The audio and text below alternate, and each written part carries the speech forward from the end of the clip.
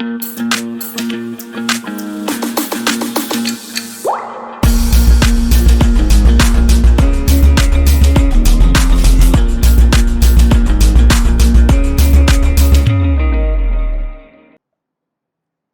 everyone, welcome back to the Layman Way and आज के lecture में हम ये देखने वाले हैं कि ऐसे कौन से ट्रिक्स आप यूज़ कर सकते हो इंटेलिजेंट गेसिंग के लिए। और ये जो सीरीज़ रहेगी इसमें हम क्या करने वाले हैं, इसमें हम प्रीवियस ईयर जो क्वेश्चन हैं जीएस के, जो प्रीलिम्स के प्रीवियस ईयर क्वेश्चन हैं उनमें जो ट्रिक्स लग रही हैं या फिर उनसे हम कुछ जो डिड्यूस करके इंटेलिजेंट गेसिंग कर सकते थे या कर सकते हैं आगे, या कुछ चीज़ें ऐसी हैं जो पर्टिकुलर टाइप का पैटर्न फॉलो करती हैं, उनको हम इसमें देखेंगे। तो अगर आप ये सीरीज़ कंप्लीट कर लेते हो, आखिरी एक महीने में हम ये सीरीज़ कर रहे हैं, सीसैट का भी सीरीज़ चल रहा है, इसका भी हम स्टार्ट कर रहे हैं। तो ये अगर आप कर लेते हो तो 20+ मार्क्स आप एडिशनल स्कोर कर सकते हो ओवर एंड अबव जितना आपको आता है। अब इसका मतलब ये नहीं है कि पढ़ाई कुछ नहीं करी है और सिर्फ ट्रिक्स के बेसिस पे चल रहे हैं, ऐसा कुछ नहीं है।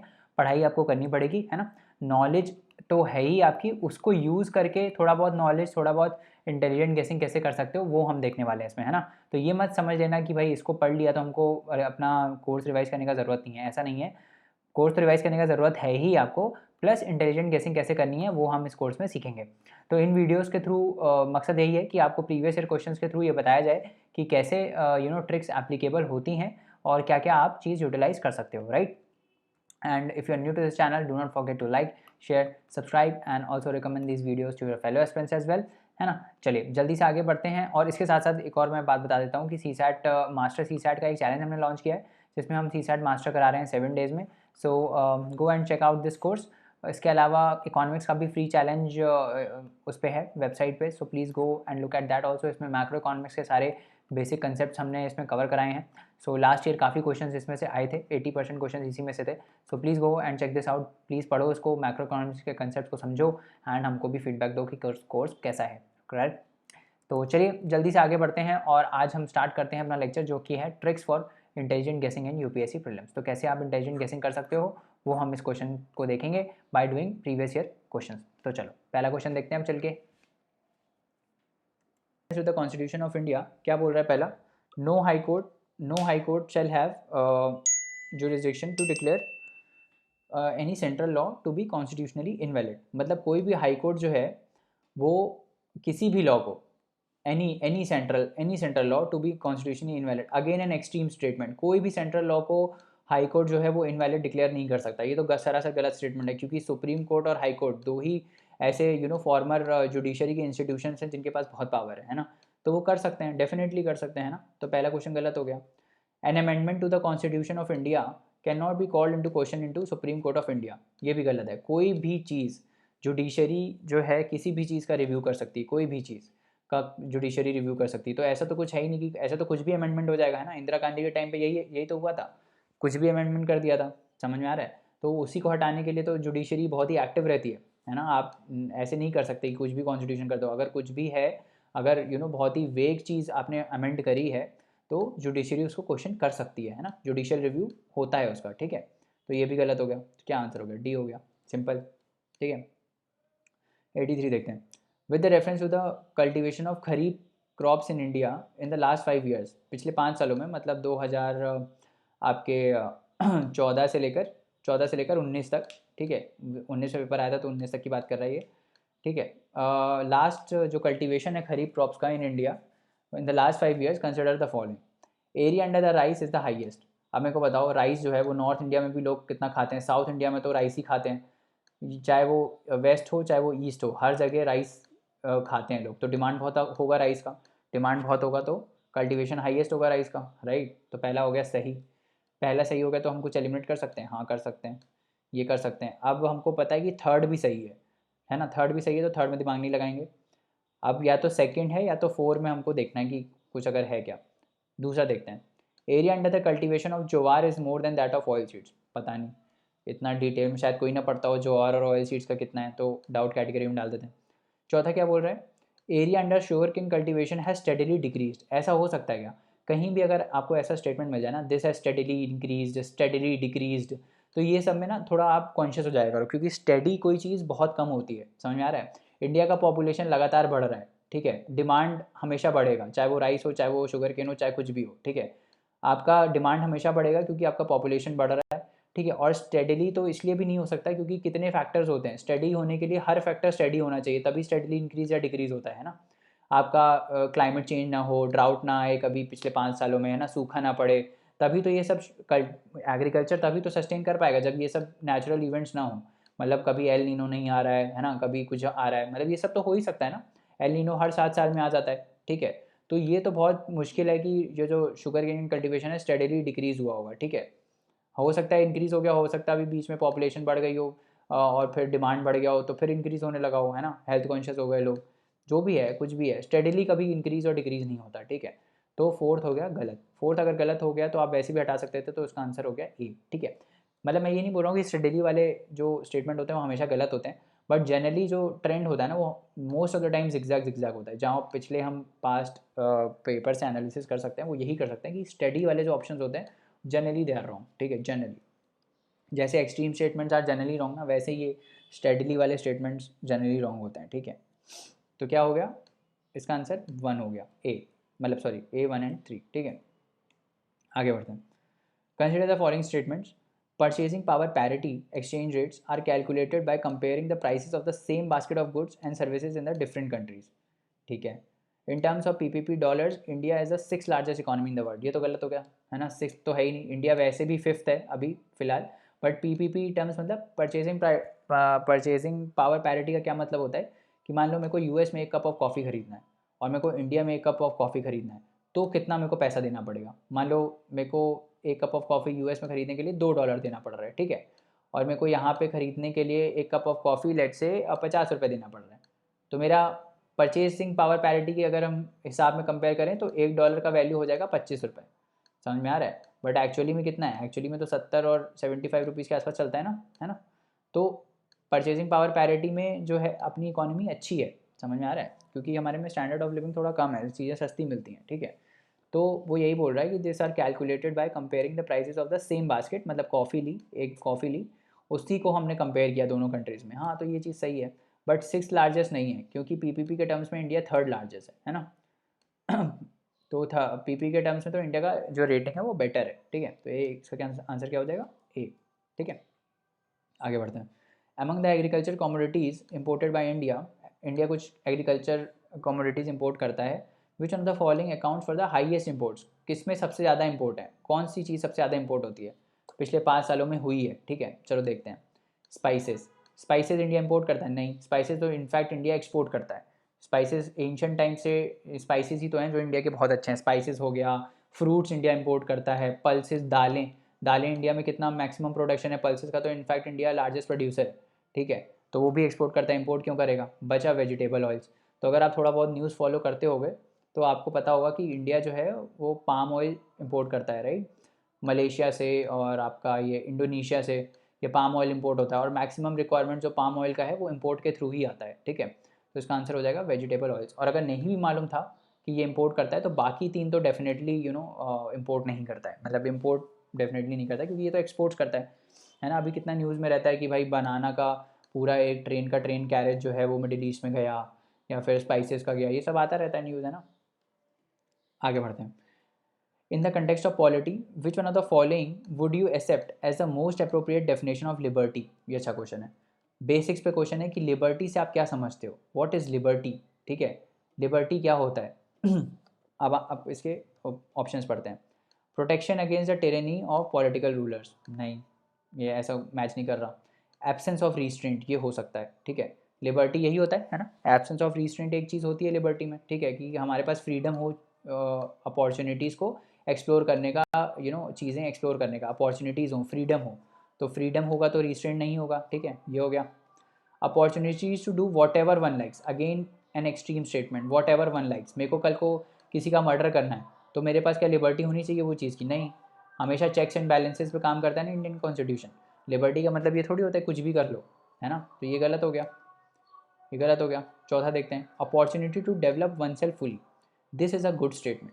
अब देखो ये जो बी और डी है दोनों ही सही स्टेटमेंट है, ठीक है। बट इन दोनों में अप्रोप्रिएट, मोस्ट अप्रोप्रिएट कौन सा ऑप्शन है, वो डी है, ठीक है। क्योंकि एब्सेंस ऑफ रिस्ट्रेंट अगर होगा तो इसमें कुछ ना कुछ नेगेटिविटी आ जाएगी। क्यों, मान लो मेरे पास कोई काम करने, it would be same as कि opportunity to do whatever one likes to.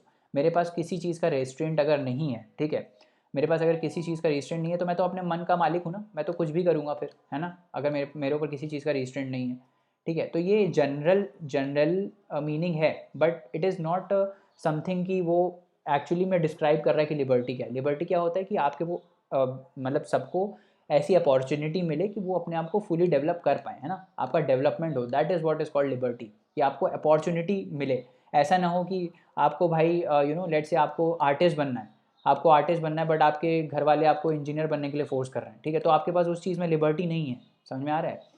तो आपके पास अपॉर्चुनिटी होनी चाहिए अपने आप को फुली डेवलप करने की, that is what is called liberty, ठीक है। तो सबसे अप्रोप्रिएट ऑप्शन हो जाएगा डी, ठीक है।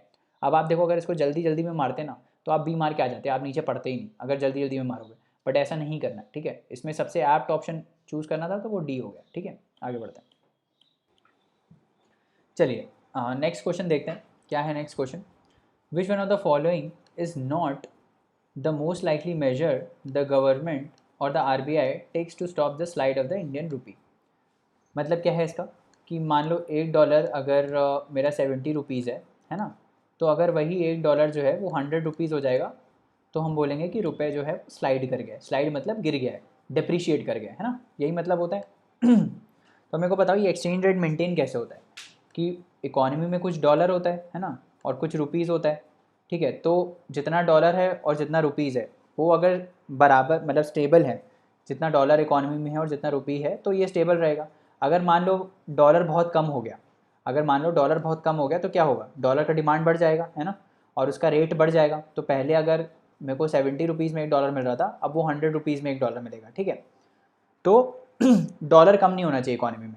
और दूसरे साइड में अगर मैं रुपए का बात करूँ तो रुपए बढ़ना नहीं चाहिए, क्योंकि अगर रुपए बढ़ गया, अगर रुपए की सप्लाई बढ़ गई इकोनॉमी में तो क्या होगा कि ज़्यादा रुपए हो जाएगा, मतलब रुपए अगर ज़्यादा हो जाएगा तो क्या होगा, डॉलर कम हो जाएगा। कुल मिला के वही तो बात हुई, है ना। तो पहले अगर 2 लोगों के पास 70 रुपये थे, अब 4 लोगों के पास 70 रुपये हैं और उनको $1 चाहिए, समझ में आ रहा है। तो रुपए हमको क्या करना है कि ना रुपए बढ़ाना है इकोनॉमी में और ना डॉलर कम करना है इकोनॉमी में। तो वैसे हम स्लाइड को बचा पाएंगे, राइट, वैसे हम स्लाइड को बचा पाएंगे, ठीक है। तो चलो देखते हैं कैसे कर सकते हैं। पहला क्या है, curbing imports of non essential goods and promoting exports. तो जब आप कोई चीज़ इंपोर्ट करते हो बाहर से इंडिया में, तो आप पेमेंट करते हो डॉलर में। जब आप डॉलर में पेमेंट करते हो तो क्या कर रहे हो, आप इकोनॉमी से डॉलर को निकाल रहे हो, मतलब डॉलर कम कर रहे हो। बट ये डॉलर कम कर रहे हो, है ना, ये हमको नहीं करना है, ठीक है। तो ये वैसे ही गलत हो गया, ये इसका ऑप्शन नहीं है कुल मिला के, ठीक है। क्योंकि अगर हम डॉलर जो है अगर हम इम्पोर्ट कर रहे हैं तो हम डॉलर बाहर दे रहे हैं, और अगर डॉलर बाहर हमने दिया तो क्या हो गया, डॉलर कम हो गया और उसका डिमांड बढ़ जाएगा। अगर डॉलर का डिमांड बढ़ जाएगा तो रुपए स्लाइड कर जाएगा, ठीक है, ये हो गया। तो अगर हम उस चीज़ को कर्व कर देंगे, मतलब हम अगर इम्पोर्ट्स को कम कर देंगे, इम्पोर्ट्स को हटा देंगे, तो हम ये डॉलर का डिमांड स्टेबल रख पाएंगे, है ना, और रुपए गिरने नहीं देंगे।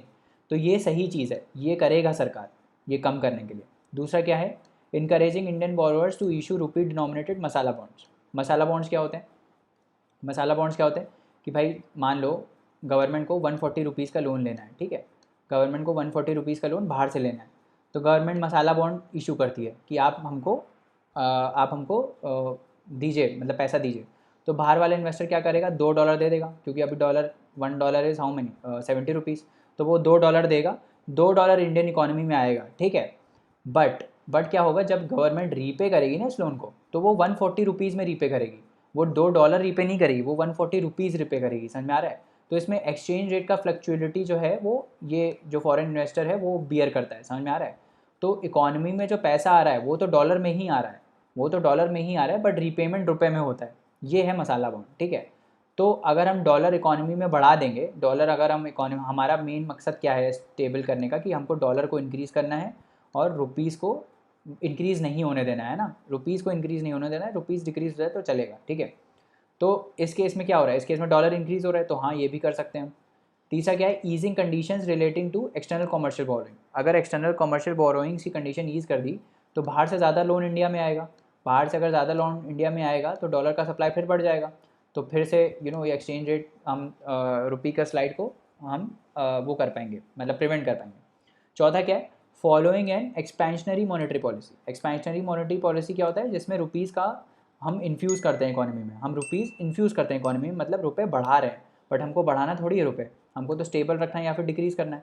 तो ये ऑप्शन हो जाएगा गलत, ठीक है। तो क्या ऑप्शन हो गया इसका? डी। अच्छा क्वेश्चन है, कंसेप्चुअल क्वेश्चन है, ठीक है, इसको आपको अच्छे से पढ़ना है और अच्छे से करना है। और ये सारे ना स्कोरिंग क्वेश्चन होते हैं, क्योंकि इसमें कुछ रट्टाफिकेशन है नहीं, इसमें कंसेप्चुअल चीज़ है, कंसेप्ट आपका कभी गलत नहीं होगा। समझ में आ रहा है? 88 क्या बोलता है?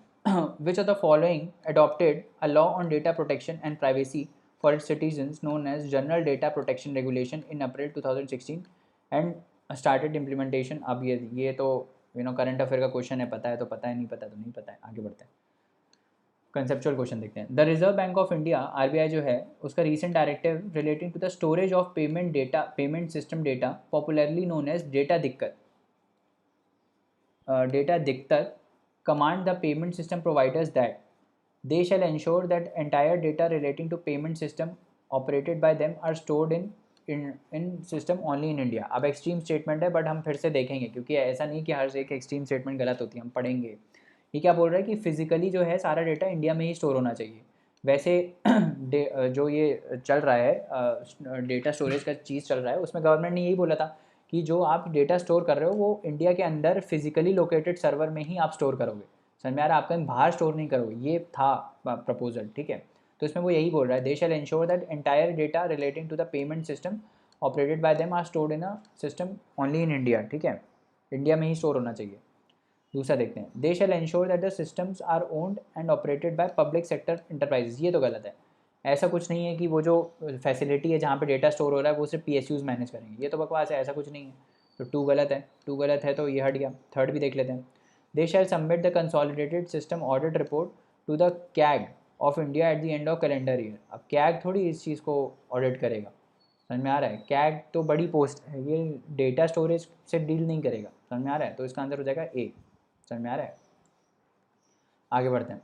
Recently India signed a deal known as action plan for prioritisation and implementation of cooperation areas in the nuclear field.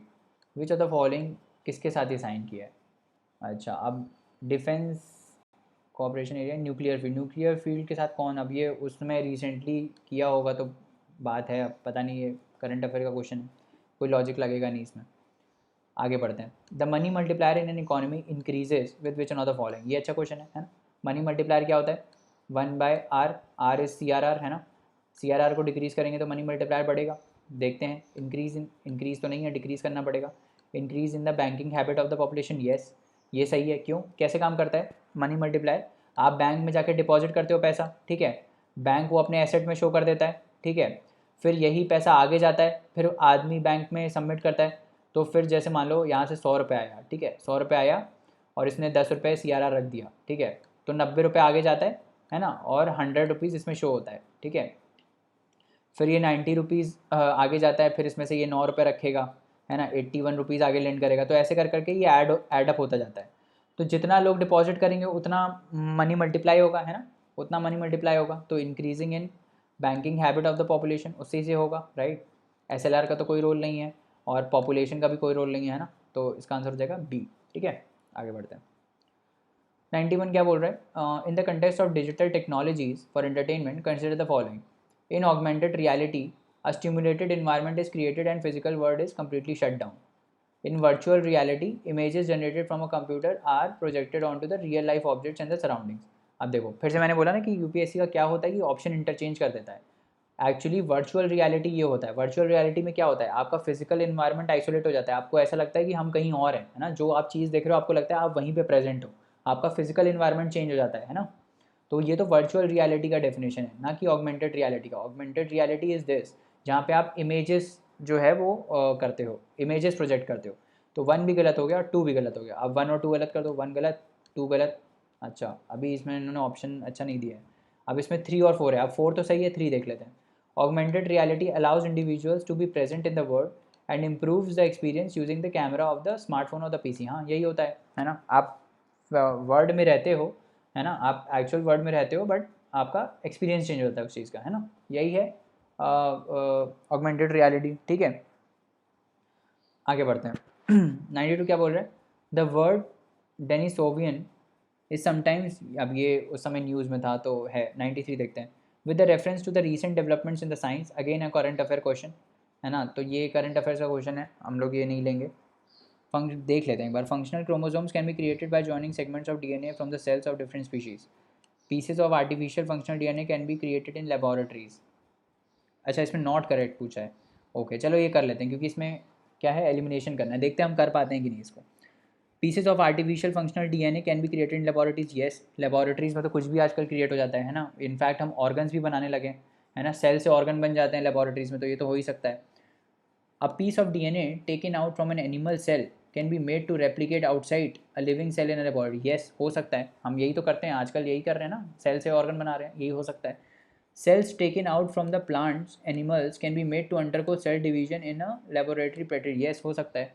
तो इसका आंसर क्या हो गया, नॉट करेक्ट क्या हो गया, ये ए हो गया, ए हो गया इसका नॉट करेक्ट, बाकी सब तो सही है। Functional chromosomes can be created by joining segments of DNA taken from cells of different species. Different species के सेल्स को आप नहीं जोड़ सकते, ठीक है। अब देखा आपने, हमको मालूम नहीं था ये करंट अफेयर का क्वेश्चन है, बट बाकी तीनों एलिमिनेट करके हमने इसको कर दिया, ठीक है। तो ऐसे आप कर सकते हो, ऐसे कभी क्वेश्चन को स्किप मत करना, पढ़ लेना, मतलब करना हो स्किप कर लेना, बट पढ़ लेना एक बार। आगे बढ़ते हैं।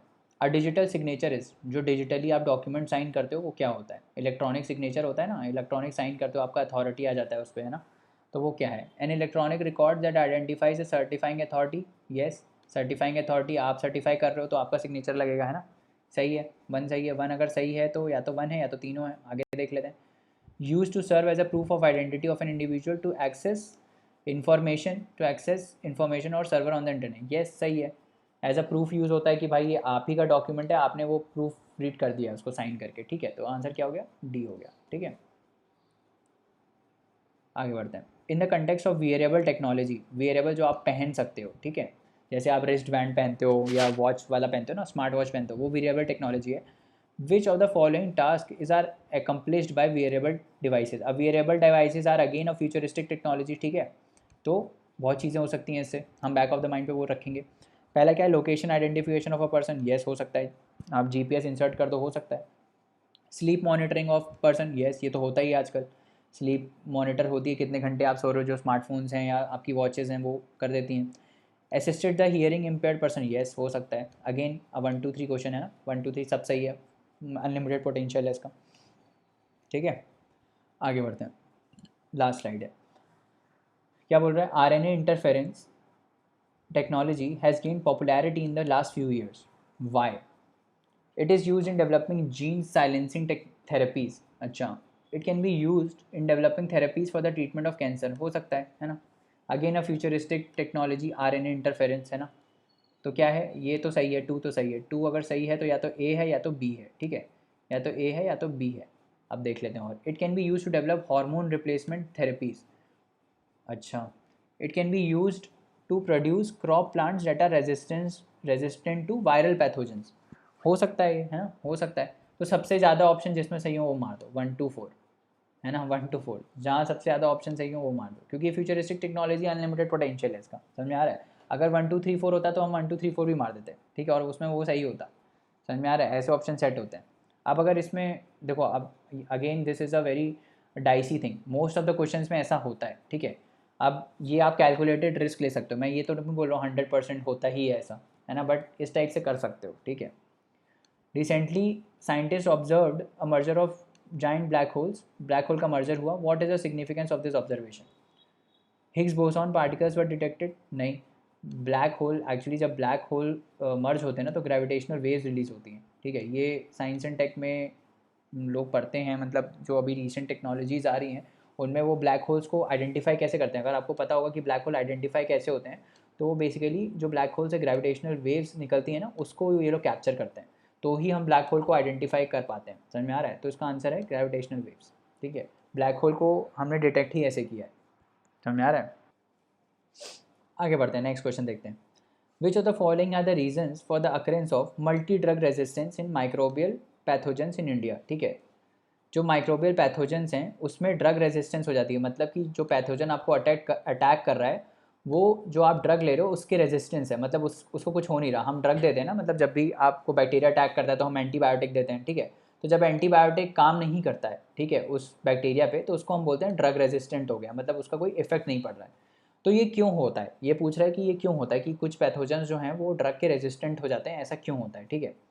तो पढ़ते हैं हम क्या बोल रहा है, genetic predisposition of some people, पता नहीं, taking incorrect dosage of antibiotic to cure disease, सही है ये सही है। क्यों सही है, मान लो आपको बुखार है, ठीक है, और आप कैंसर की दवाई ले रहे हो, तो क्या हो जाएगा, आपकी बॉडी कैसे रिस्पॉन्ड करेगी, आप ज़बरदस्ती कैंसर की दवाई ले रहे हो जबकि आपको ज़रूरत नहीं है, तो आपकी बॉडी उसके अगेंस्ट रेजिस्टेंट हो जाएगी, है ना, वो फिर इफेक्ट करेगी नहीं आपकी। आप ज़्यादा दवाइयाँ लेने से यही दिक्कत होती है कि बॉडी जो है वो ड्रग रेजिस्टेंट हो जाती है एक टाइम बाद, दवाइयों का असर नहीं होता है फिर बॉडी पे, है ना, तो ये सही है। तो ए, सी या डी में से कोई है हमारा आंसर, ठीक है, सॉरी ए सी नहीं, मतलब ए बी एंड डी में से है, ठीक है।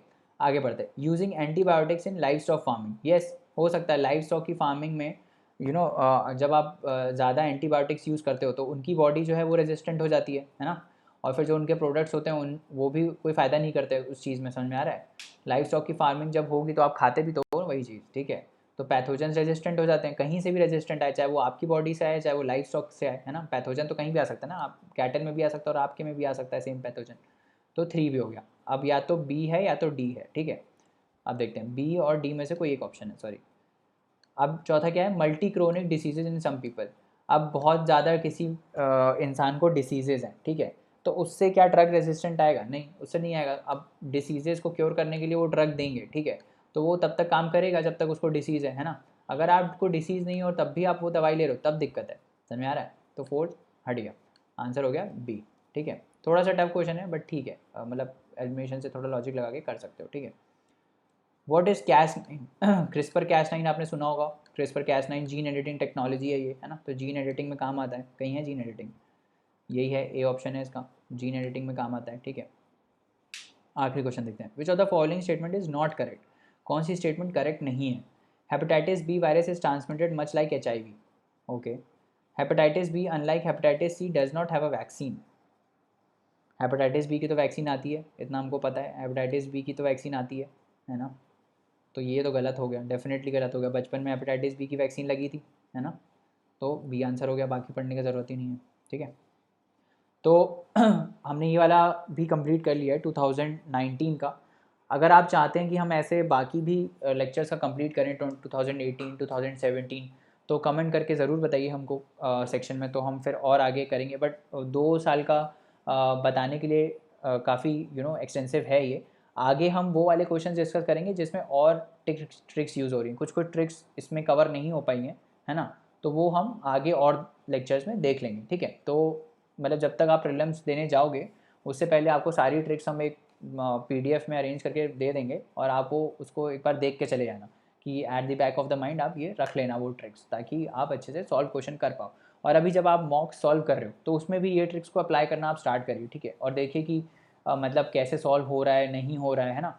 जिसमें 50-50 आप एलिमिनेट कर दे रहे हो, है ना, उसमें आप अगर कोई भी आंसर मार देते हो तो आप नेट में आपका मार्क्स गेन हो रहा है कि लूज़ हो रहा है, ठीक है, तो ये सब आपको मॉक दे के ही एनालाइज होगा, समझ में आ रहा है। तो ऐसे आप अपना प्रिपरेशन कर सकते हो, ठीक है। तो आज का लेक्चर इतना ही है ना। अगले लेक्चर में और क्वेश्चंस को हम डिस्कस करेंगे। For more such lectures you can visit our website www.thelaymanway.com, जहाँ पे खूब सारे फ्री कोर्सेज अवेलेबल हैं। आप हमें व्हाट्सएप भी कर सकते हैं 7724886251 पे, अगर आपको कोई क्वेरी है प्रीलिम्स के रिगार्डिंग, मेंस के रिगार्डिंग, या स्ट्रैटेजी कैसे फॉलो करनी चाहिए, क्या फॉलो करनी चाहिए। You can book our session also, जिसमें हम आपको 1 घंटे का मेंटर्ड सेशन देते हैं to guide you towards prelims and mains, तो वो भी आप चेकआउट कर सकते हैं। इसके साथ साथ हमारे वेबसाइट पे बहुत सारे फ्री कोर्सेज भी अवेलेबल हैं और पेड कोर्सेज भी अवेलेबल हैं, so go and check it out. Thank you so much, पढ़ते रहिए, हार्ड वर्क करते रहिए। अगले लेक्चर में मिलते हैं, bye bye and take care.